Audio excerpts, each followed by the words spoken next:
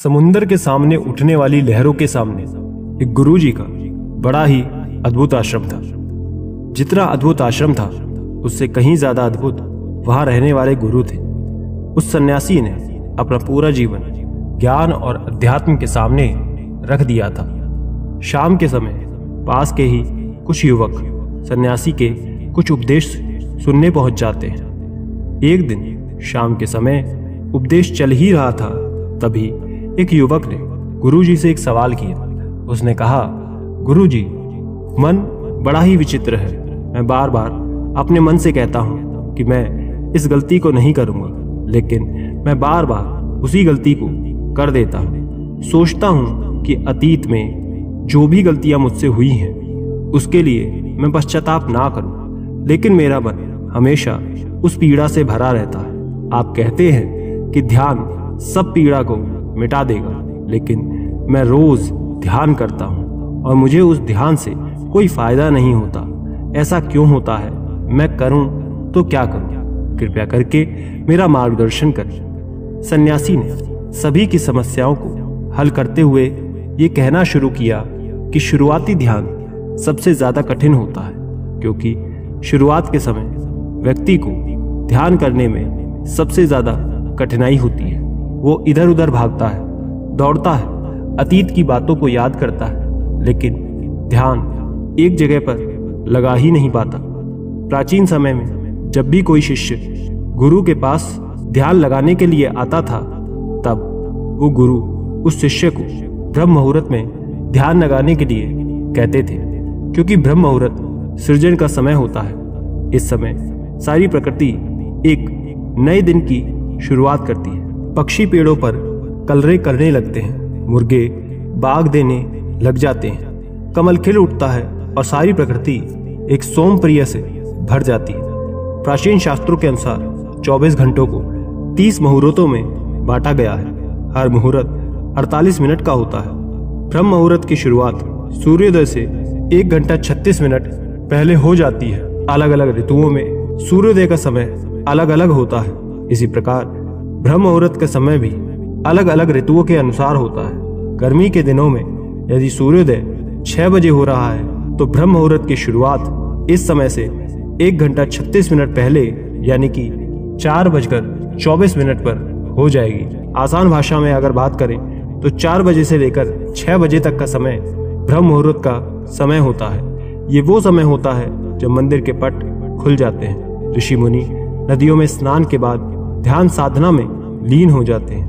यही वो समय होता है जब कमल खिल जाता है, मंदिर के पट खुल जाते हैं। तो चलिए विस्तार से समझते हैं कि इस समय हमारे शरीर में क्या बदलाव आते हैं। उससे पहले छोटी सी रिक्वेस्ट, ऐसी कहानियां रोज पाने के लिए चैनल को सब्सक्राइब करके बेल आइकन जरूर दबा लें और कमेंट में नमो बुद्धाय जरूर लिखें। आयुर्वेद का कहना है कि मनुष्य का शरीर 3 ऊर्जाओं से यानी कि 3 दोषों से बना होता है, वात, पित्त और कफ। यही वो ऊर्जा है जो हमें पूरी तरह से संचालित करती हैं। अगर इन दोषों का संतुलन हमारे शरीर में बिगड़ने लगता है तो हम तरह तरह की बीमारियों से ग्रस्त हो जाते हैं। इन तीनों में से सबसे मुख्य ऊर्जा होती है वात की।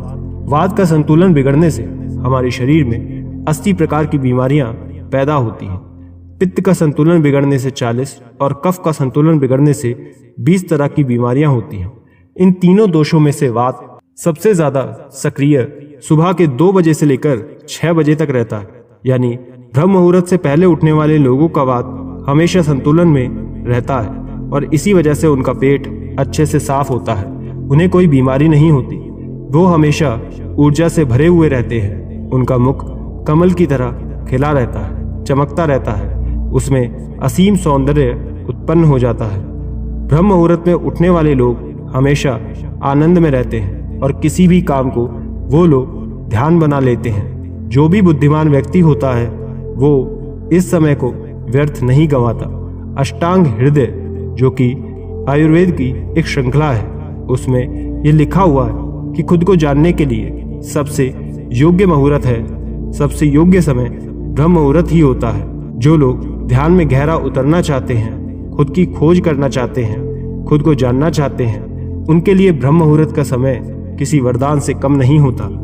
ये वो समय होता है जब पूरी प्रकृति एक नई शुरुआत करती है। इसलिए जो अतीत होता है वो पीछे छूट जाता है। दिन में या और किसी समय ध्यान करने से आपके विचार आपको परेशान कर सकते हैं और आप ध्यान को लगा ही नहीं पाएंगे। लेकिन ब्रह्म मुहूर्त में जब दिन की शुरुआत होती है तब आपका मन और मस्तिष्क पूरी तरह से खाली होता है और ध्यान में उतर के चले जाना उतना ही आसान होता है। एक बार बुद्ध के प्रिय शिष्य आनंद ने उनसे पूछा था कि हे तथागत, ब्रह्म मुहूर्त का समय कितना महत्वपूर्ण होता है। इस पर तथागत ने उत्तर दिया था कि जिस प्रकार मछली के लिए जल महत्वपूर्ण होता है, उसी प्रकार ध्यान और शून्यता का जीवन जीने के लिए मनुष्य को ब्रह्म मुहूर्त में ही सही समय पर जागना और जागने के बाद ध्यान में उतरना बहुत जरूरी होता है। अगर आपकी यात्रा आनंद की तरफ नहीं है, आप दुखों में, कष्ट में अपना जीवन जी रहे हैं, तो आपके लिए ब्रह्म मुहूर्त का कोई महत्व नहीं है। लेकिन यदि आप अपने जीवन में आनंद चाहते हैं, खुशियां चाहते हैं, हमेशा ऊर्जा से भरा हुआ महसूस करना चाहते हैं, तो ये जरूरी हो जाता है कि बुद्धिमानों की तरह आपको भी ब्रह्म मुहूर्त का पूरा प्रयोग उठाना चाहिए। सभी युवक ध्यानपूर्वक सन्यासी की बातें सुन रहे थे। सन्यासी ने ब्रह्म मुहूर्त पर वैज्ञानिक दृष्टिकोण को पेश करते हुए कहा कि हमारे मस्तिष्क के ऊपरी हिस्से पर पिलियन ग्लैंड नामक की ग्रंथि होती है, जो कि मेलाटोनिन नाम का एक हार्मोन रिलीज करती है, जो हमारे शरीर में आनंद की उत्पत्ति का कारण होता है। ये वही हार्मोन होता है जितनी ज्यादा अच्छे से, जितनी मात्रा में पिलियन ग्लैंड मेलाटोनिन नाम का ये हार्मोन रिलीज करती है, उतने ही आनंदचित हम रहते हैं। लेकिन जैसे ही हम सूर्य के संपर्क में आते हैं, ये मेलाटोनिन नाम का हार्मोन अपने आप नीचे गिरना चालू हो जाता है। और इसी वजह से जो लोग देरी से उठते हैं, ऐसे लोग बिना किसी कारण के तनाव में रहते हैं। उन्हें खुद ये समझ नहीं आता कि उनके अंदर तनाव किस बात का है। छोटी छोटी बातों पर वो गुस्सा आना, चिड़चिड़ापन, ये सब स्वभाव उनके पास पाए जाते हैं। शरीर, मन और मस्तिष्क की ये सारी प्रक्रिया मेलाटोनिन नाम का पिलियन ग्लैंड द्वारा ठीक से रिलीज नहीं हो पाना, इसी के कारण कुछ इंसानों का स्वभाव ऐसा हो जाता है। ब्रह्म मुहूर्त के बाद का मुहूर्त समुद्र मुहूर्त के नाम से जाना जाता है, जिसमें शरीर और मन की मूवमेंट होती है। इस समय पिलियन ग्लैंड पर सूर्य की किरणें सीधी आती हैं और सेरोटोनिन नाम का हार्मोन रिलीज होता है, जो हमारे मन और मस्तिष्क में ऊर्जा पैदा करता है, एक ताजगी पैदा करता है, जिससे हम दिन के सभी काम कर पाते हैं। चरक संहिता में लिखा हुआ है, जो व्यक्ति रोजाना ब्रह्म मुहूर्त में उठता है, उसकी उम्र बढ़ने की रफ्तार धीमी हो जाती है। यानी कि जो लोगों के चेहरे पर समय से पहले झुर्रियां आने लगती हैं, उनके बाल पकने लगते हैं, ऐसे लोग नियमित रूप से ब्रह्म मुहूर्त में जागने का यदि प्रयास करते हैं, तो कुछ ही समय में वो ये बदलाव पाएंगे कि उनके चेहरे की झुर्रियां और बाल ठीक हो चुके हैं। एक युवक ने सन्यासी से पूछा कि गुरुवर, कुछ लोग ब्रह्म मुहूर्त में उठ नहीं पाते, ऐसे लोग किस प्रकार ब्रह्म मुहूर्त में उठने का प्रयास कर सकते हैं? कृपया कर उनके बारे में बताएं, मार्गदर्शन करें। सन्यासी ने कहना शुरू किया कि ब्रह्म मुहूर्त में जागने के लिए ये जरूरी हो जाता है कि आप पिछली रात में सही तरह से सोएं, सही समय पर आप निद्रा में चले गए हों। अगर आप सही समय पर नींद नहीं लेंगे तो आप अगले दिन ब्रह्म मुहूर्त में पूरी ऊर्जा के बाद भी नहीं उठ पाएंगे। और यदि आप ब्रह्म मुहूर्त में उठ भी गए तो आपको नींद आएगी, झपकियां आएंगी, थका थका महसूस करेंगे, आप पूरी तरह ध्यान नहीं लगा पाएंगे। इसलिए जरूरी हो जाता है कि आप ब्रह्म मुहूर्त का पूर्णतः प्रयोग करने के लिए योग निद्रा का प्रयास करें। योग निद्रा में नींद गहरी होती चली जाती है और कुछ ही समय में नींद पूरी हो जाती है। युवक ने अगला सवाल पूछा कि गुरुदेव, ब्रह्म मुहूर्त में किस प्रकार की दिनचर्या का पालन करना चाहिए? सुबह उठते ही सबसे पहले क्या करना चाहिए और किस प्रकार ब्रह्म मुहूर्त के समय का सही तरह से उपयोग करना चाहिए? सन्यासी ने सभी को चेतावनी देते हुए समझाया कि जितने भी योगी महात्मा होते हैं, सन्यासी होते हैं, वो ब्रह्म मुहूर्त में स्नान और शौच इत्यादि करने के बाद सीधा ध्यान में बैठते हैं, क्योंकि इस समय ध्यान में बैठना सबसे सरल होता है। विचारों का भटकाव सबसे कम होता है, क्योंकि इस समय दिन की शुरुआत हो रही होती है, एक नए दिन का सृजन हो रहा होता है। इस समय पूरा वातावरण शून्यता से भरा होता है, तो इस समय 15 मिनट का किया हुआ ध्यान पूरे दिन के किए हुए ध्यान के बराबर होता है। आप सिर्फ 15 मिनट ध्यान करने के बाद वही महसूस कर पाएंगे जो कि एक योगी, एक सन्यासी, एक महात्मा, एक गुरु गहरे ध्यान में जाने के बाद अनुभव करते हैं। तो सबसे पहले ब्रह्म मुहूर्त में उठने के बाद स्नान और शौच आदि करने के बाद आप सीधे ध्यान में प्रवेश कर लें। किसी भी प्रकार का आप ध्यान कर रहे हो, ये कोई मायने नहीं रखता।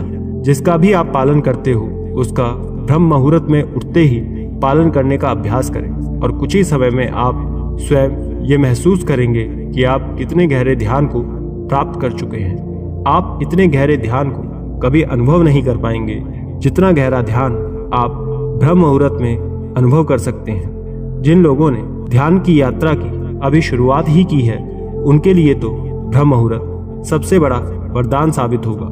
सन्यासी ने चेतावनी देते हुए समझाया कि कुछ लोग ब्रह्म मुहूर्त में जागने के बाद भी उस समय का सही तरह से उपयोग नहीं करते।